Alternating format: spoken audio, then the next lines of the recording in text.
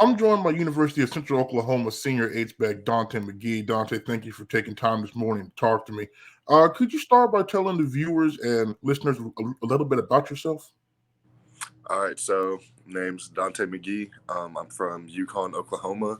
This is finishing up my 5th year here at UCO, but I'll be returning for a 6th year because of COVID. Um, I guess a little bit about me. UCO, I didn't have too many offers coming out of high school. UCO was one of the only few that actually offered me. I actually didn't play tight end before I got to UCO. I played a little bit of wide receiver, some safety, and linebacker in high school. And then when I got to UCO, that first summer I gained 35 pounds. And so that kind of got me into my tight end body a little bit more. And, kind of since then, I've just kind of, fell into the tight end position, kind of grown in it, learned. And I feel like I've really thrived in it so far. So, okay, you said you gained 35 pounds freshman year. So, did you just like live in the weight room or something? What? That's a lot So, of pounds. honestly, the only thing I could tell you is that the workouts were just that intense. We would lift, we would push sleds every day, and then we'd run every day. And the running, the lifting, everything was just to a higher degree than what I was used to. And then, this is the first time like I ever really got into protein. And I'm not really big on protein now, but back then we got little protein packs after every workout. And so I think that's kind of what really helped me gain weight. And the main thing was it wasn't a sloppy weight. It was, muscle. It wasn't, it wasn't just fat, but I think it was a good weight. Yeah, because I know, I think this year you played it, was it 275? I think was what was listed So online. I'm gonna expose my coaches a little bit. So I actually never weighed. I've never weighed in and played at 270. The most I've ever weighed at was 265. But during the season this year, I played mostly at around like 258 ish. So this is kind of one of the lighter years for me. But yeah, I was never 270 when I played. Okay, well, But I mean, but I've been told that when I put pads on, I kind of grow and I seem a lot bigger than I do like in practice. So maybe I did look 270 out there. well, I know online that you listed 275. I was like, wow, Dante's really Yeah, been no. racing. Now you did mention that. That's the thing that I did not know of until I watched your high school highlight tape last night, and I was surprised. The first highlight was you just laying the wood to somebody. So now tell me, which position did you like the most, though? Is it receiver? Was it linebacker? Was it safety? Is it H-back? What position do you personally like the most? So right now, I would probably have to say tight end. I will admit I do miss defense and like hitting people. I do miss that, but I think just at the different stages of my career, I liked that position better. So when I played safety, that was my sophomore, junior year, and a little bit of senior year. And so I think with my sophomore and junior year, I feel like that was just more of a fit for me because I wasn't that big. Back then, I was probably like 285, but I was taller. So I was kind of on like the smaller end of things. And so then as I got bigger towards my senior year, I think I liked linebacker more. And then once I got to college, I felt I got bigger to where I couldn't even play those positions anymore. So I feel like it just the point of where I was in my career, those different positions fit me better. But now, if I had to pick one that was like probably the most fun, it would probably have to be linebacker. That was probably the most fun that I had playing it. Not that playing Titan isn't fun. It's just Titan's probably the hardest that I've had to play. Now, what makes playing tight end hard? So the way that Titans are now is you have to be able to run block, you have to be able to pass block, and you have to be able to run routes just as good as the receivers. And so for me, like my background being a receiver, running routes, you know, was never really hard to me. Now it does start to now because people are a lot faster, but actually running the routes isn't that hard to me. Blocking, that was something that took a lot of time for me to really get, because I mean, I've never really had to block like that, especially to the college degree where, half a step, 6 inches means the world's difference on you getting your block. And so when I first got to UCO, that was one thing that we drilled a lot, was blocking, hand placement, all that type of stuff. And so it's just, there's certain plays that we've had where if, depending on where I'm aligned at, it could be 3 different assignments. And so just knowing like what you have to do and how it can change makes it the hardest. You still have to be big enough to help in the run block. There have been times I've had to block DNs by myself, pass pro on DNs. If they twist, I'm getting stuck with, defensive tackles. But then there are other times where I'm running routes and I'm getting matched up with safeties and corners. And so, I mean, I could be a little bit biased, but I think tight end is one of the hardest positions to play just because of all the things we have to do and have to do at a high level. Now, how has your experience, though, because you mentioned that because you obviously played defense in high school, so how has that kind of helped you on offense? Because you kind of now know what to expect a little bit from those couple of positions. So I think honestly safety helped me out a lot, because understanding coverages and leverages helped me to be able to run my routes better. I know that depending on like how my route is, if I need to take it shorter, like how I need to bend it, like that sort of thing, how like just the leverage, how I need to run things. I think that's one thing that actually benefits me better. And like just adjusting your routes on the fly, like while you're in like the route and running, you have to be able to look and see what all people are doing. And so I feel like safety actually helped me out a lot with that. Actually looking up and trying to look for things like foot stances, depth, looking at the whole field, because if, like people can be playing 2 different coverages on the 2 different halves of the field. So I have to look at the backside or the front side too while I'm looking at the people who are lined up over the top of me. So I feel like safety helped me out a lot, with understanding coverages and things. Now, you mentioned how tough it was to learn the blocking. So I imagine the redshirt year was needed for you, but at the same time, how tough was that going from, here you were playing nearly every snap in high school to now only really practicing and kind of, standing there on the sideline on game days? How tough was that? And what was the, I guess, adjustment period from high school to college like for you? So, yes, I needed to redshirt. I am the epitome of, I was just so raw, and I needed to redshirt. I think now most people don't want to redshirt, they want to play instantly, which that's a good mindset to have, because, you want to be competitive. But I know for me that I need to develop a whole lot more in my position and with my body too, because, 35 pounds is a lot of adjustment. And so being redshirted, it was tough. That the defense we had back then that was probably the 5 years I've been here, either the best or second best defense we had since I've been here. And then also back then we had one-on-one pass rush, like pass protection against our linebackers, and our linebacker core back then, they were just unbelievable, probably the best linebacker core. They were big, strong, physical. They could cover, they, headhunt, like they were what you want from linebackers. And so I had to deal with that. Then when it came to blocking and like I'm pulling, I'm still kind of young, fresh guy out here, and they, taking practice serious how they should, because they're getting ready for the game, just laying into me, just letting me have it. And so over the course of my redshirt year, I think I actually caught up to where, I wasn't just getting, picked on and bullied as much as I was. And so,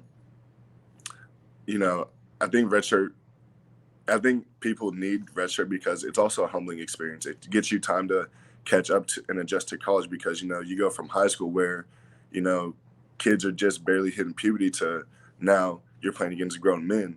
Like I'm 23 now, and I have teammates who range from, there's very few 17, but 18, 19-year-olds, and I'm 23. That's a big adjustment from high school. And so I think one of the biggest adjustments for me was just adjusting to the speed of college, the physicality of college, having to bring it every play, because if you don't, you will get embarrassed and exposed. So that the conditioning That was probably the biggest thing. And like, that's why I tell recruits now is you have to run. There's a different expectation and level of running at the college level versus high school. And this is going to sound crazy, but in high school, I played both ways. And like, yeah, I would get tired after a while, but, I could, kind of push through it. College, if I stay in for two series, I'm tired. Like, I'm more tired than what I was in high school playing, both sides, and I'm getting to sit out. And I think that's just an testament to how intense, the games are. And practice is even worse because, practice, you don't get the break. You're always on offense. You're always running the plays. And so, I think the conditioning is probably the biggest, factor between high school and college. So condition wise, then what did you have to change in order for you to kind of get to the level, where you feel like you can compete, play in and play out? I think it was really just, the running that we had was way different than high school, because high school, we never really ran hundreds. It was really just more kind of 40-yard sprints, and the longer days, it was like shuttles, like gassers, what do you call it? I think in college it was the same thing, just your times were a lot shorter. And so, funny story, when I first came in the workout group I was in, we call it, linemen are bigs, the medium guys are big skill, and then skill is the wide receivers and DBs. And so I'm running with the mid skill, and I had the third string punter running next to me, this scrawny little kid. He was probably about 5'10", maybe weighed like 180, just kind of like a little beanpole. And he was beating me in the sprints. And I'm looking like, like, I'm supposed to be a tight end. Like, I'm about to, have to run a lot. This is just the punter. He barely has to run. Like, this guy is killing me right now. And I think that's really what was just, the times were a lot short. So, like, you had to get faster. Okay, so fast forward now, you passed your redshirt year. Your first college game. Tell me what that experience was like. So it was at Pitt. That was my very first college start. We had two other tight ends that played, but one was kind of more of a blocking tight end, and the other one, he was a lot bigger, but, he was still kind of more on the blocking side. And so I was kind of, the smaller, more agile of the two, but still kind of big enough to block. And so going up to Pitt, it was hostile, to say the least. It was it was just way different. And the only thing I can compare it to is, like, being in high school, because our first game in high school was always our rivals Mustang. And so my sophomore year, I didn't start, but I played a lot. And I just remember, because there's 12,000 people at that game. And so that's the only thing I could compare it to was, being young, like my heart's beating out my chest, being on kickoff return. Like, it was just a whole nother experience. And so we ended up losing 21-7, I believe. And it was, the score is not bad, but playing, I just felt beat down because, I didn't really do too good. I missed a few blocks, kind of messed up the whole plays. Their fans were talking trash. They were talking trash. And, they get beat 7-21. It's like, offense, we didn't really do too well. So it was just, really negative on me. But, I think you have to go through those things. And so I don't think it can get any tougher than being at Pitt for your first game. Yeah, that's a tough environment. Okay, so 2018, you upset top 5 Northwest Missouri at home. I think you had like that 6-7 game winning streak. Would you just talk about what that was like in the moment? Because you started off, I think you were all like 1-2. You had some tough losses there. Mm-hmm. You dominated Northwest Missouri. You were shut out the following week, I believe, by Fort Hays. And then you guys just go on this heck of a run. What was that like? So If you remember, this was 2 weeks after Derek Loxton had his accident, Mhm. and so really that the type of player that he is, people love him, and the time that he was here, I'm not kidding, you will not hear a single negative thing about D-Lock. Everybody who has came in contact with D-Lock, no matter to what degree, has the utmost respect for him, love for him, and truly care about him. And so when he had his accident and he went down, you know, people just found a new purpose for what they were playing for. And so when we went to Northwest, we knew it was going to be a challenge. I've never, played against Northwest. I only watched film on them, and I could tell they were the real deal. And so one of the first things that I knew, I was like, okay, like we're ready to play. Was we were coming back from our pregame meal, and they had guys on the field. I don't know if it was a unit or what it was, but they had people on the field.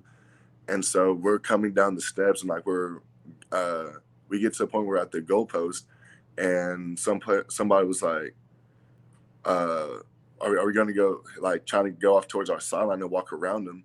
And Tyler Stillwell, which I played with him at UConn, he said, for lack of better words, "What are you doing? This is our field. We're walking right through them." And so when I heard that, it just clicked for me. And then we walked right through the middle of whatever it was that they were running. I still couldn't tell you what it is, but we just walked through it. I just kept my head straight, like, trying to, like, I wasn't fazed by them. But just that mindset coming from an older, experienced guy, and just seeing how everybody felt that way, and we had D-Lock that we was playing for, I was ready to play. I knew, like, okay, we're about to be in this. We're about to be in a fight. And so then when we were in the game, it's kind of one of those weird, surreal kind of moments looking back at it, but it never felt like we was ever that far ahead of them. Even at one point, I think it was like 30, or it was like we were up by, I think, 2 scores or 3 scores, but it never felt like that. It never felt like we were just beating them by that much. It just kind of felt like, oh, we're just making plays. We're just making plays. And it's like, we're like, nobody got too comfortable. Nobody relaxed. And so then by the time, it gets to the fourth quarter, they scored one time. And then I think we ended up punting to them, or we didn't score at all. But then our defense goes back out there, and I looked up and I was like, oh, we're in control. Like, they have to make some crazy plays to really beat us. And then our defense, stopped them. Like, they drove the field. Our defense stopped them on the goal line stand, and that was to just tie it. And so whenever that happened, that's whenever I was like, oh my goodness, we just did this. Like, it wasn't one of those things like I couldn't believe it, that, like, it was just so far-fetched that we beat them. It was just kind of more of a realizing we did it. Like, in the game, I didn't realize like we were doing as well as we was until the very end. And then in the Champs Heart of Texas Bowl, you got up early, you fell down. You actually had the touchdown that sparked the run. I've asked people beforehand, some of your other former teammates, what happened in that game? Because that fourth quarter was, I don't know if a switch was turned, but it was like touchdown, touchdown, touchdown, touchdown, game-winning pick. What happened down the stretch in that game that turned the tide so quickly in you all's favor? Well, one thing people don't know is offensively, we ended up having our starting center, Nick George, he went down. And then maybe our left tackle, Jacob Blair, I think he might have went down too. And so part of why we were struggling was because we had to find the right fit at our O line. And so we were switching guys, trying to find the right combination. And so what we ended up selling on was we had to play a walk-on, Alex Eichler, and this was the first time he was going to get any type of game experience. And this moment when, we're down by a lot. And so I feel it was one series we get in, I think we go down to get a field goal, and, things went well. We drove the field, we converted, and I was like, okay, this, like, we're going to be all right. And so then after that, it just kind of clicked. We just started making plays that we missed in those quarters where, we got down. And so then, Dustin Baskets, that was one of our main receivers. that year. And, DB just does what DB does. He was a smaller, kind of shifty guy. He used his speed, and he had 2 touchdowns, I think. And then the last touchdown to put us up, it was a cover 2 beater that we had, and where I run a 10 to 12 yard dig to try to get the safety to bite on me.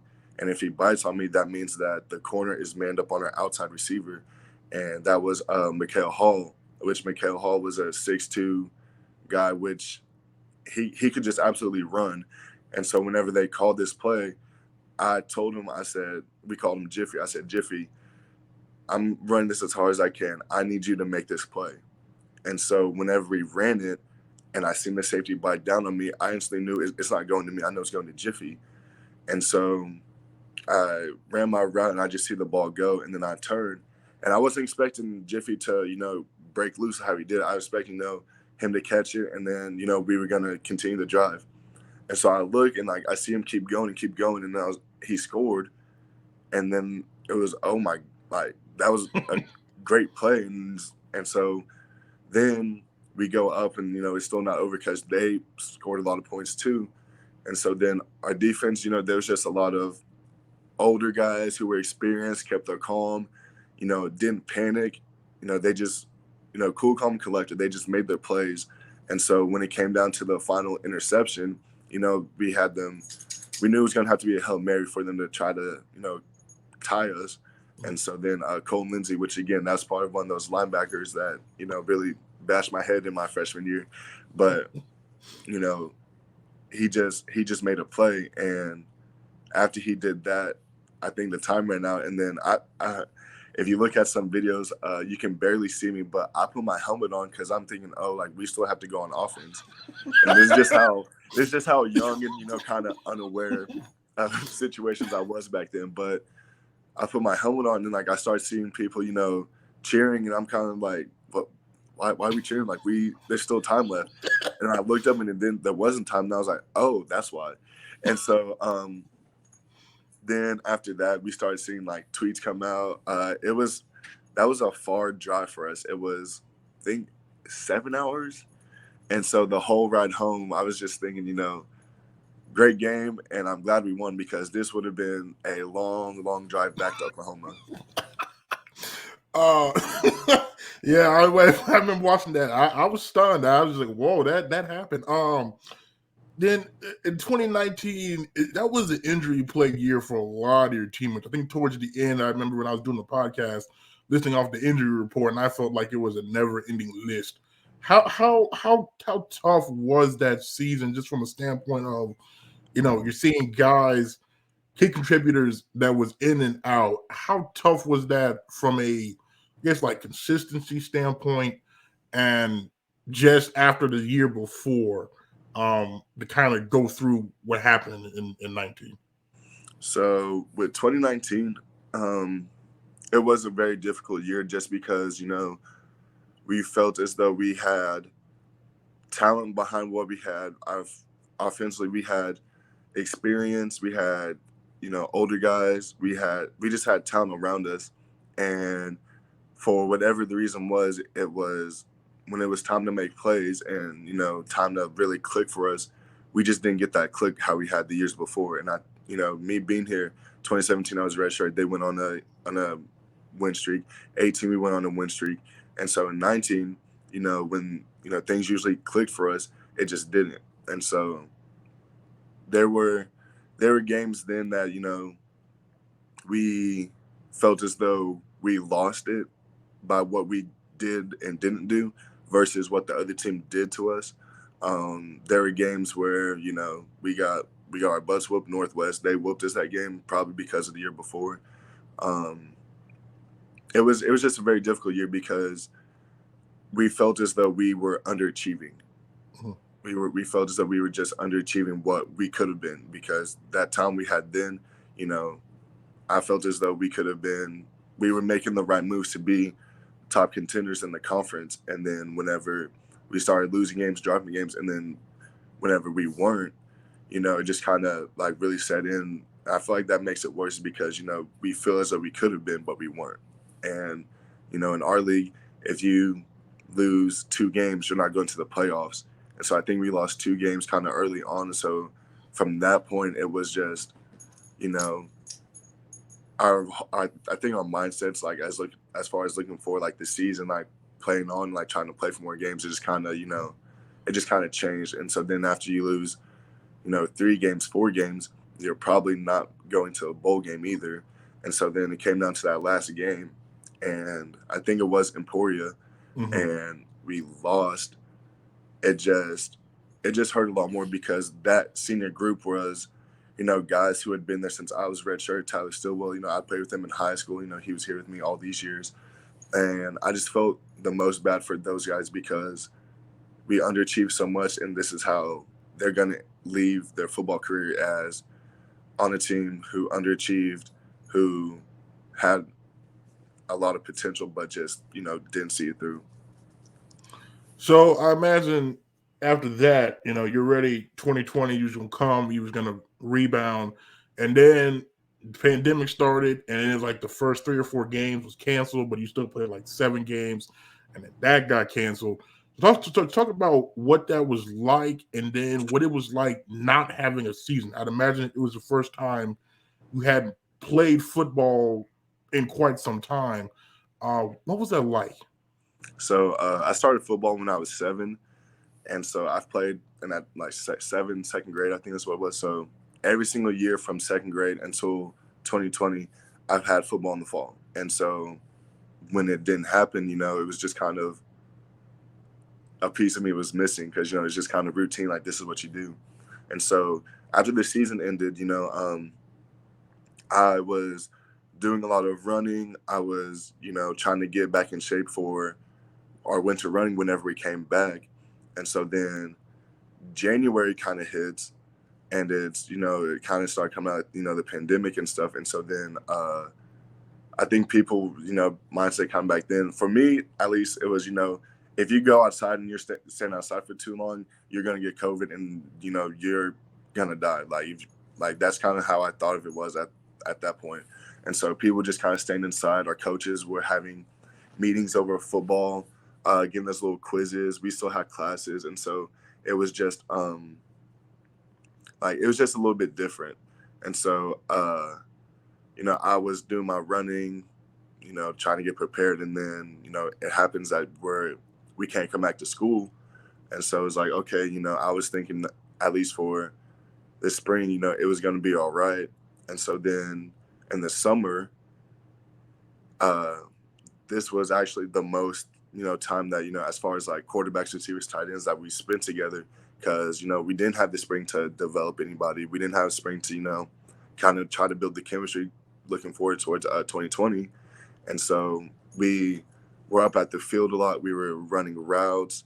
I was still running on the side. I feel like we were, really taking the right steps, like getting prepared for the season. And so then, the summer happened.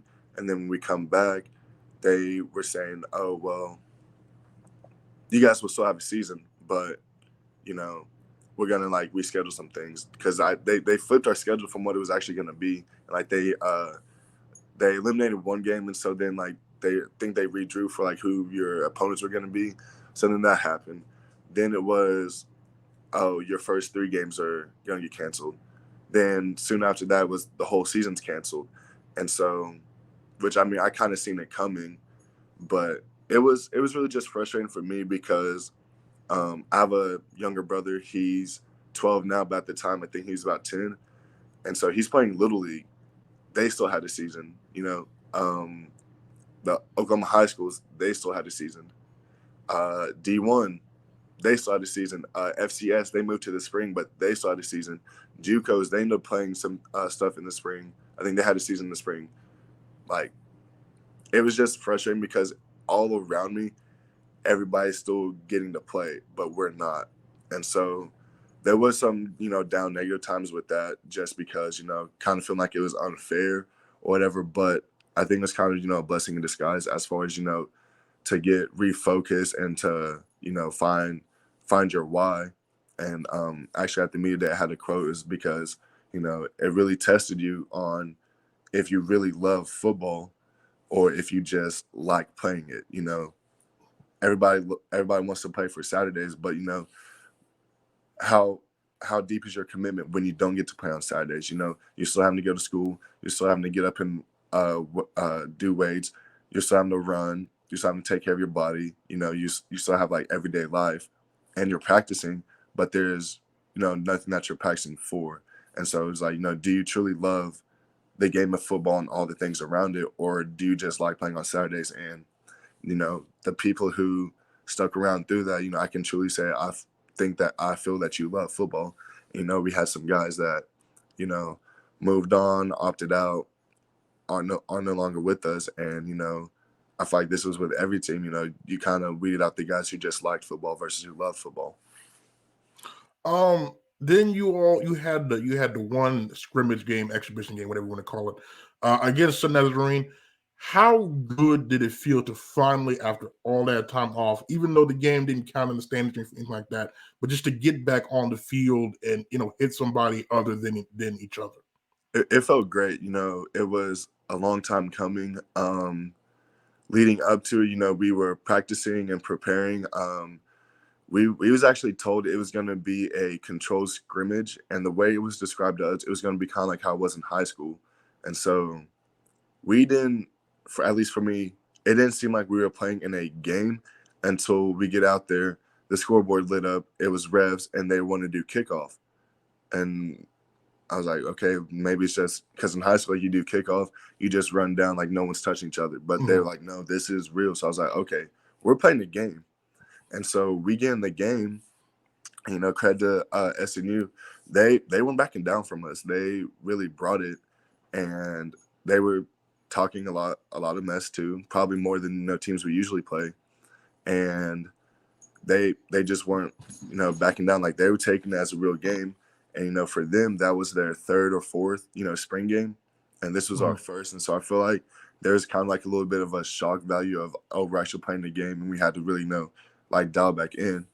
But the main thing that that kind of, it made me mad, but also I hope it made people take it serious, was we was on kickoff return, and we had a guy returning it, and he comes down and he gets hit completely blindsided. He didn't see the guy, and he gets knocked out. And it was one of those like UFC things where people lock up and their arms are stiff.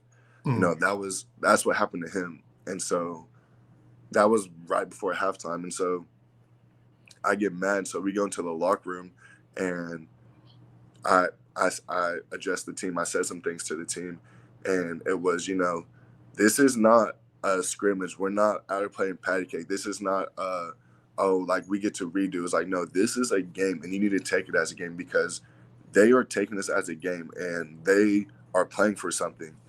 And so during the game, I only got to play the first quarter. A lot of our first string got to play the first quarter, but the thing was we wasn't very deep. We had this, we had a lot of red shirts. We had a lot of transfer guys who came in who didn't get a fall camp, who didn't get a spring football, a normal spring football, but now they're having to play in the game. And so we just had a lot of inexperienced, raw people out there playing. And so the second half, we were switching quarterbacks in and out. And then when Steph got in there, we started putting together drives, we started scoring. Defense was making plays. And so then we get to the point where, we go to take the lead, and we do it. And, this whole time I'm just sitting on the sideline. I only played kickoff return. And so then, I'm just sitting back watching everything. And, luckily it came down to another Hail Mary. Our boys, knocked the ball down and made a play. But then after the game, it was just, we have to take this serious, because, we're playing teams we don't ever play. And they're not taking it light on us. This isn't a scrimmage. These are games. We need to take it as such. And so then the week after that, leading up, we were getting ready to play OBU, and we knew that they kind of had this mindset of being the best in Oklahoma, quote unquote, because they play all the other D2s but us at NSU. And so they had this thing about state champs and being the best in Oklahoma, but it's we never get to play them to really prove it. And so lean up into the game, we knew that there was going to be a lot of pride on the line. This game had a lot riding on it. And the night before I was actually getting ready to go to sleep, and I get a text from my position coach, and he said, "Hey, tomorrow's game has been canceled." And I immediately called him because he's kind of, I was like, "You're joking, right?" He said, "No, we had people get COVID. It's the whole quarterback room. We don't know who has it. Like, people have to quarantine. Like, we have to cancel this game."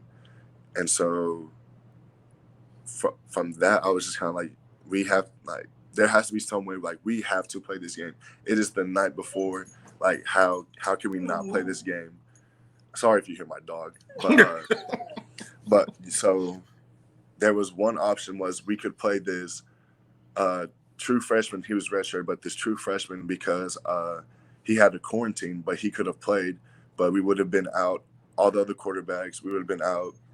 Coaches, like, it was a situation where we were gonna not be at full strength as what we had prepared, and coaches like and we could also give it to the other team too. So it was like we're gonna have to back out, and that one hurt just because again, it's something being taken away from us, and it's kind of out of our control.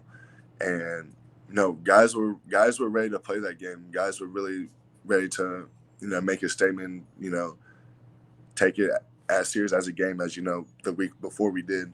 And so when that got canceled, it just kind of hurt. But I think everybody looking past it was like, once we got past, it was like, it sucks that we didn't play, but we have a lot looking forward to once we come to the season, because we're gonna have pretty much everybody back, and we were trending in the right direction for things.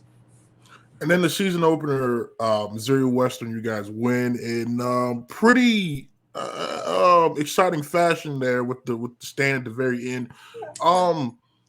What was that like? I guess the first game to count for something in what, 2 years, right? So what was that? What was that like? What was the excitement like before the game, after the game? Just what was that overall experience like? So it just felt great to be back out there. Like, again, it was 2 years since we played a real MIAA game. The energy just felt, it was just different. It was different than first game in Walton, now Chad Richardson, but it was just a new energy because now we were back. And so while we were playing the game, first half offense, we were just clicking. We were like, everything that we needed to go right and that we need to happen. And so the second half, when we came back, offense, we kind of dropped the ball, but defense, they really held it together for us to get to hang on and get the win. Missouri Western, it's always a close game with us. I think if you go back since I've been here, it's been no more than one score as far as like who wins and who loses. In fact, 2018, I believe, we played at Missouri Western, and we had to actually won off a safety. We took a safety, our punt team did. And so, again, that's a 1-point score. So we only beat them by 3 points this year. And so Missouri Western, it's always a close physical game with them. And, I expected that. And so it just felt good to, start the season off with the win. Coming back from, not having the season, I feel like it's what we really needed. We needed to come out, play great. We needed to come out and get a win because of, all the things that we've been through. I feel like that's just what we needed. Fast forward to the Fort Hays game, and that's always another place that's very tough to play at. You scored your touchdown in that game on a play that I don't know what happened. It was like Keats is running around, and he throws it, and the way the camera was, you couldn't see who he was throwing the ball to, and it panned, and then there you were, and you caught it. You just walked me through that play, because it seemed like it was a bunch of running around, and then a throw, and then you're in the end zone, and then you're celebrating, and I don't know what happened in between that. So the basic play, I'll just kind of give you my route. I'm winged, and so they had a 2 linebacker. They ran a 4-2, and so I'm supposed to try to sit down in between the middle of them and either get one of them to occupy me, or if they split, it's going to open up for me. And so they didn't split. One of the linebackers kind of dropped to me. And so I think Keats was looking at another read. And so then when he came back, that's when he started to scramble toward the right. And so the guy who had came to me and was responsible for me, I think he ran up to try to, like stop Keats from running it. And so when he did that, it wasn't even playing. Like I just started naturally drifting kind of more vertical, like kind of like at an angle, kind of like a post-ish. And so when I started doing that and he looked at me, as soon as he looked at me, he just threw it. And I was actually expecting to get hit as soon as, the ball was coming. It just felt like the ball was coming in. It was just hanging in the air for too long. And so whenever I caught it, I was expecting to get hit. And so whenever I catch and I turn, the other linebacker that, he dropped out in coverage once Keith started to roll, he started to track me. And so, but again, my back is all to this. So whenever I catch it, I see where the safety and DB, where my other two receivers on the opposite side of the formation was at. I see them. I looked. I was like, okay, they're not close to me, but I'm still expecting to get hit. And so I was thinking, absorb the hit, and then thinking like, what's next? And so whenever I looked back, he wasn't as close as I thought he was. And so then I stiff armed him because that's like one of the main moves I have is just a stiff arm. Mm-hmm. And so whenever I did that, and I looked, I was pretty much at the goal line. It was I just scored, like I just made a play. And so it was really just a broken play. Keats just finding me open, and then just after that just making a play. Again, it was this past season. There was a lot of like 1-score, 2-score losses for you all. I know the Central Missouri game was really tough. And then shortly after that, the man that recruited you, Coach Bobek, he decided to step down. What was that? What was that like? Because obviously the season just ended. It was a tough loss. I know you guys had hopes for the season, and then shortly after he steps down, and there's kind of that unknown about who's going to come in. Just talk about what that period was like. So again, I just thank you to Coach Bobek and the staff that back in 2017 for coming out to recruit me, because at UConn I didn't play tight end. I went 0-10 at UConn, so we weren't that great of a team. And, them just taking a shot on me and just saying, hey, we believe you can be beneficial to us at a position you never played. We want you to come with us. And so just I'm forever grateful for them giving me that shot to come and continue to play football, get a college education. And so whenever he decided that he was going to step down, at this point, everybody from whenever I first got here was gone. Even the head trainer we had, he was gone too.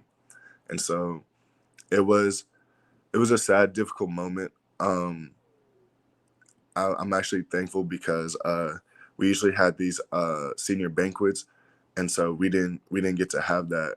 We kind of had to stop that because of COVID. Mm. But before we left to go to Central Missouri, he talked about all the seniors that were graduating, and so we really got to share a moment as far as getting to honor the seniors that had been here. This was my class too that I was supposed to graduate with. There was guys that my best friends that are gonna be at my wedding. There was a particular individual, Seth Carmack. I've known him since we were little kids. We actually played Little League together, and then we played at UConn one year, but then he moved to Bethany. And then we lost contact for, middle school and high school. And then, we reconnect as soon as we get to, UCO. And it was like, nothing ever happened. We were still close friends, And so he was one of those guys. D-Lock was one of those guys. Keats, Calhoun, just guys, I had been in the program with for years and years and years, that I love and care about a lot. We got to share a moment, as far as honoring them. And I'm really grateful that we did and were able to share that. But after the game happened, he told us that he was going to step down. It hurt, but it was definitely understandable for the reasons that he gave. I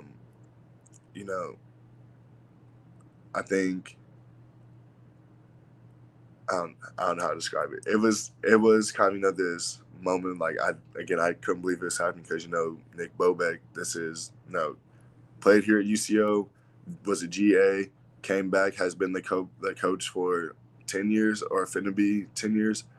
And so, for him to step down, it's just like, this is everything's going to be different now. Like every coach from when I was here is gone. He's gone. This is going to be different. And so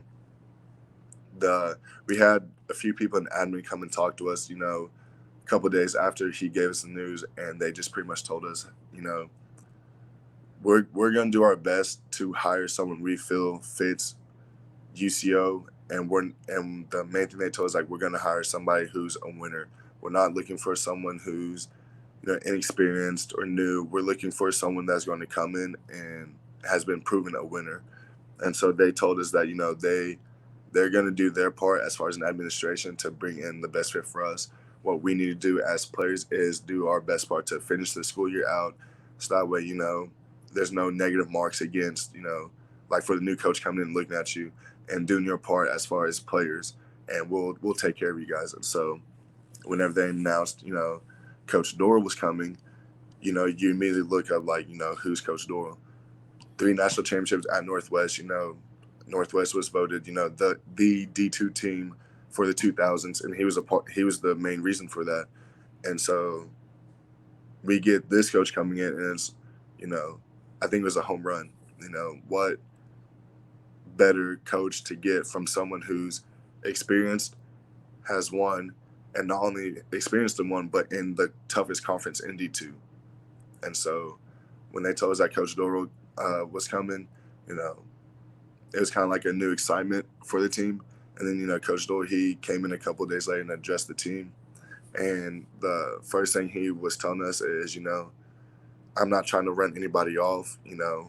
That's not what I'm trying to do. So just believe me that that's what I'm not, like, that's my intentions. And him and the new staff, they've just been very respectful as far as, the transition period from the old staff to the new staff. And they've just been, very, intentional as far as, some of the guys, we were with the old staff, 3 or 4 or 5 years for me, it would have been 6 come back this next year. They've just been, very just respectful of the situation. I feel like they've been handling it the right way. Now, every time there's a coaching change, people just leave regardless. So, did that ever cross your mind, transferring, or were you determined regardless you was going to stick it out and finish your time as a UCO Bronco? So, I actually, at the beginning of the season, didn't know whether or not I was going to take my COVID year. And during the middle of the season, I actually told Coach Bobek, this is going to be it for me. I feel like this is just what's best for me. And then just kind of sitting on that decision, it just didn't feel right for me. There was a lot of people who I knew was going to come back. This is before we knew Coach Bobek was leaving.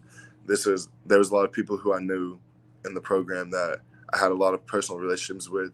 And, this is honestly a once-in-a-lifetime thing, Usually you get your 5 years and you're done, but, you get an extra year to play. I was like, you know what, I want to come back. I want to spend another year with these guys. And so I knew for me, I wanted to come back to UCO and play with these guys.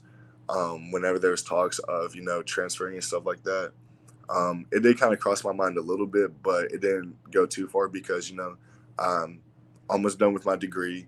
If I do transfer, I could lose credits and, like it could stop my education. I'd probably have to go to school for, possibly 2 more years. Wasn't looking forward to that. Getting back on scholarship, I'm leaving a situation where I'm on scholarship to, try to walk on somewhere for a year or a semester and not be on scholarship. I just felt like it wasn't a very smart move for me. And so just kind of looking at my options, I figured, this is what I need to do. I need to, like, the best thing for me is to come back to UCO. And so now you're one of the elder statesmen on the team here. Now I kind of looked up to you in leadership role now. So what do you, I guess, what are your goals for this coming season, and what do you hope to accomplish? So with the new staff, we are preaching, being tough, being selfless, and being disciplined. That's kind of our core values. And so I think that, the team is really buying into that, embracing that. So the first thing is, trying to build a new culture with the new staff and be a different and new UCO than what we were before. Not saying that it was bad or worse before, but just being a different and new one. So that's one of the first things is we have to build our culture up. We have to, get into the playbooks all over again. This is like going to be redshirt where you don't know any of the plays like how you did before. And so, getting back into the playbook. As far as, team goals, I want us to really, embrace being selfless and playing for each other and doing things, not just for your achievement, but for the team's achievement. If you have a job to do, it may not be the best job or the job you want, but because the team needs you to, you need to do it. And so, obviously, national championship is a goal for, I think, every program. If that's not what you're looking forward towards, then, kind of, I don't know. But I feel like that's everybody's goal. Personal goals for me, I would like to be an All-American. I think I'm definitely gonna have to put in more work and a lot of different work than what I have years before. But personally for me, I feel like that is something that's achievable for me. I think with the new coaching staff, I feel like I think they will be able to help me reach that. And, that's just kind of the goal I've had since I've been in college, because like that's, you're the best, one of the best at your position. And I feel as though, the way I've developed the preparation that I've had over the years, the preparation that I will need to take, the new coaching staff, just the everything that's in place right now, I feel like that's a very obtainable goal for me. And that's something that I would, like to achieve. Well, before I let you go here, I do this with everybody, kind of lightning round, lighthearted questions. I got to do this to you. Everybody does it. So, so let's start off here. What your favorite sports team? Sports team, Green Bay Packers. Right. It's still sensitive over here, but no, Green Bay Packers. My favorite color is green. So like as a kid, my dad bought me and my brothers Madden 2005 with Ray Lewis on the front, and I remember just scrolling through the teams and I was seeing Green Bay, and I liked the green, so I was like, you know what, I'm gonna stick it out with you guys.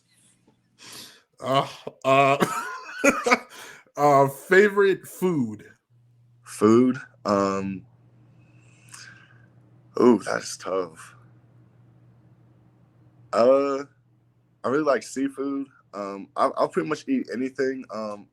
I'm not really a big fan of bell peppers and onions. But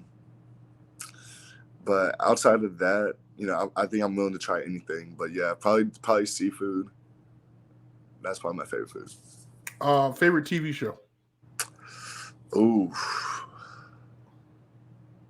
I got a lot.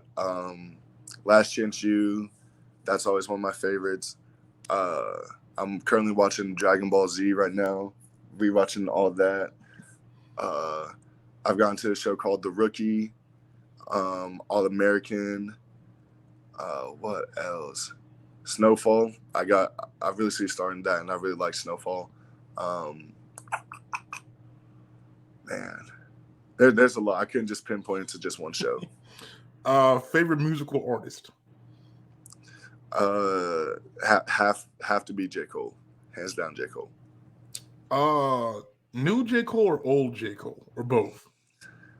I'm gonna be honest. It's probably old J. Cole, and again, this is an argument I've had with my dad. I think the nostalgia plays a factor of being just growing up to it, and so I feel like if you were to ask maybe people younger which J. Cole they would like, they'd probably say the J. Cole now because like that's just what they've grown up on. But for me, probably the old J. Cole. I'd have to say For Your Eyes Only. There's only a few albums that I can listen to from top to bottom and never skip. For Your Eyes Only is one of them. Your favorite hobby outside of football? Oh, this is gonna be bad. So I actually don't have hobbies. I think I'm kind of the epitome of a football player, but for me it was always just sports. Whenever I didn't play football, I was playing basketball. So sports have kind of consumed me to where I haven't really figured out an outlet for me. But I would like to start learning to play the piano kind of once I'm done playing football. I like podcasts.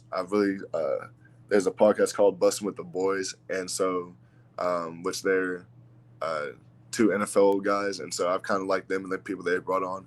So kind of like the podcast because pretty sure as you can tell I like to talk. So I think podcasts would probably be like another hobby I'd want to get into. Do you have a pregame ritual, pregame routine you do? So this is kind of more before workouts, but usually workouts are very early. Our workouts are at 5:30 this year, which that's new. But so driving up to the facility, I listen to 2 songs every single day to start my morning off, and it's Still Tippin' and Wayne Story by King Von. So those are 2 songs I listen to. As far as pregame, as long as it's not country music, I can listen to any and everything. I think country music, I just don't get how people get hyped to it. I can't. But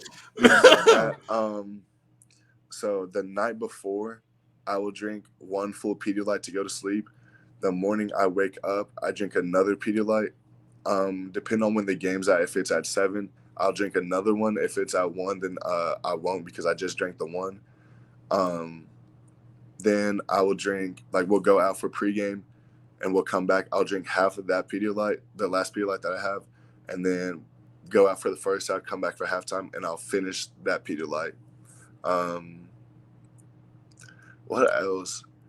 I guess another ritual is which this was from high school. I always wear tights. I always tape my wrist, even though I don't have bad wrists. It's just always a thing we did at UConn. It just looked cool, so it just kind of done that. And then I wear a towel over my left butt cheek. I don't know why the left one is it, but it has to be the left one. That's kind of kind of pregame things that are always a must for me. Those always have to happen. And then finally here, is this it for Aaron Rodgers? Because I know as a Packers fan, I don't know if you're sold on Jordan Love as the guy, but I had to ask, in your opinion, is this it for Aaron Rodgers in the Green Bay uniform? In my honest opinion, I'm going to say yes. Because, one, contract-wise, if you look at it, they have a whole lot of people to try to bring back. And I just don't see it working out to where, they could bring back Aaron and then everybody back. So I feel like they would probably have to let him go to try to at least get most of those people back. I just don't think he's going to come back. If he does come back, it's Super Bowl or bust. I'll say that for him. I feel like that's definitely his mindset going into it. So is Jordan Love the guy?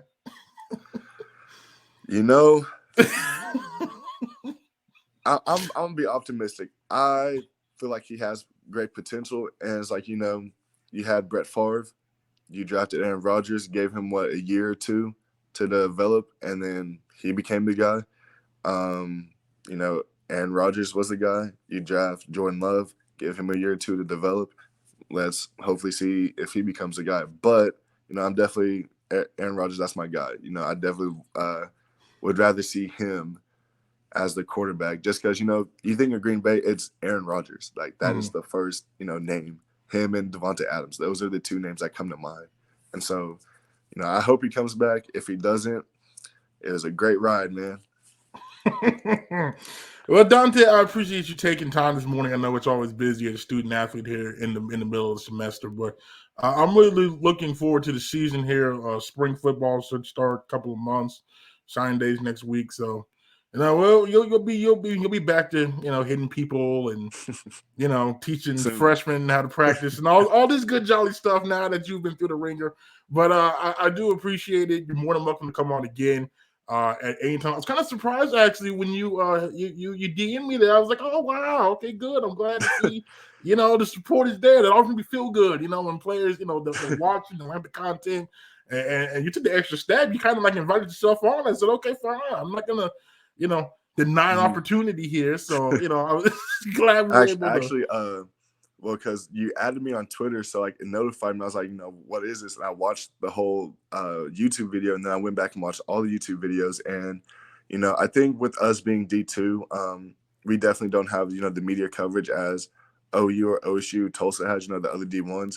And so I feel like we're kind of the little guys as far as in the football world. And so just I know my teammates appreciate it too. There's, any person who is willing to take the time and, cover me and my teammates, give analysis and take on me and my teammates, sports at UCO as a whole too. I know there are people who take pictures for the teams, that sort of thing. Any media as far as, surrounding UCO that's not, the main, stream for UCO. I want to be supportive of because, I think you guys are kind of, overlooked at times. And I just want to, just say, how appreciative, athletes at UCO are because of you guys. And I also want to say thank you, for allowing me to come on here. This is the, first podcast I've been on. So I just want to say thank you for giving me the opportunity to come on here. And, anytime you would like me to come back on, whether that be after this, spring game we have, if you want me to come back on, once we get in season, definitely, reach out to me and I'll definitely make an effort to try to come on here again. Well, we might just have to make this a reoccurring thing here then. I don't know. Listen, hey, I know some things now. I can talk football with you. I played basketball for the longest. I can give you some basketball takes. Hey, we can make this happen. We might do that then. Okay, I'll keep that in the wheelhouse there. Or we might have to make Daunte a recurring guest here. But no, I appreciate the kind words. I've always said, I was skeptical. My first game covering you all was for the Vista, your redshirt freshman season. And it was the Emporia game, the one that Josh Crockett scored the 2-point conversion on the reverse. Oh, yes. Yeah. And so I've been hooked on that ever since. I'm like, man, this is some quality football. So, I try my best to try to, spread the word and, people understand that there's good football across all levels. There's good football played in the state. A lot of local guys, are on your team. Like you mentioned before, you have teammates. So, I tried to do my best, but no, we're definitely going to make this recurring Daunte McGee on this podcast. This is going to become a thing. We'll figure it out, but hey, we got something. But again, Daunte, I do appreciate it. I know, very busy man. But again, I wish you the best. I hope you have a good, productive spring, learn the playbook, good, fall camp, good season. But I'm still going to talk again before that. But again, I do appreciate you taking time this morning, talk to me, and you got a final message? Anything you want to say out there to the listeners, Bronco Nation? Anything? It is D2, but that doesn't mean we're not D1 talent. Support all the UCO athletics. I think, especially now, just top to bottom, UCO is the place to be for Oklahoma athletes. If you're not getting that D1 look, UCO is definitely the place for you, no matter what sports you are. I could go on and on about the accomplishments of the teams, but just go and look up for yourself how good the UCO athletics are here. All right, well, I appreciate it, man. Thank you. Thank you.